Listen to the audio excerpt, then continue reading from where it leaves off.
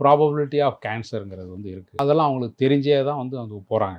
அதாவது ஸ்பேஸ் நம்ம வந்து அட்மாஸ்பியரை தாண்டி மேலே போனாவே சூரிய கதிர்கள்லேருந்து வரக்கூடிய காஸ்மிக் ரேடியேஷன் அதிகம். ஸோ ஆனால் அவங்க இருக்கக்கூடிய அந்த ஸ்பேஸ் கிராஃப்ட் டிசைன் பண்ணதே அது உள்ளுக்குள்ளே அந்த ரேடியேஷன் வராத அளவுக்கு தான் வந்து ஷீல்டட் என்வரன்மெண்ட் தான் வந்து அதில் இருக்கும். சரி. இருந்தாலும் அவ்வப்போது அவங்க வெளியில் போய் ஸ்பேஸ் வாக் பண்ணுவாங்க. அப்போ வந்து அது கொஞ்ச நேரங்களில் அவங்களுக்கு கதிரியக்கங்கள் வந்து விழும். பட் உடனே அதனால் எந்த பாதிப்பும் வந்து வராது. அதெல்லாம் வந்து அவங்க வாங்கக்கூடிய அந்த கதிர் வீச்சினால ஒரு ப்ராபபிலிட்டி ஆஃப் கேன்சருங்கிறது வந்து இருக்குது. அது ஒரு ப்ராபபிலிட்டி தான். அதெல்லாம் அவங்களுக்கு தெரிஞ்சே தான் வந்து அவங்க போகிறாங்க.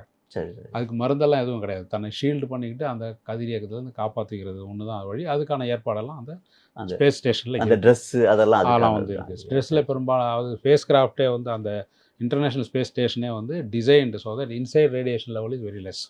அது மட்டும் இல்லாமல் இன்சைட் ரேடியேஷன் லெவல் இங்கே வந்து மானிட்டர் பண்ணிகிட்டே இருப்பாங்க.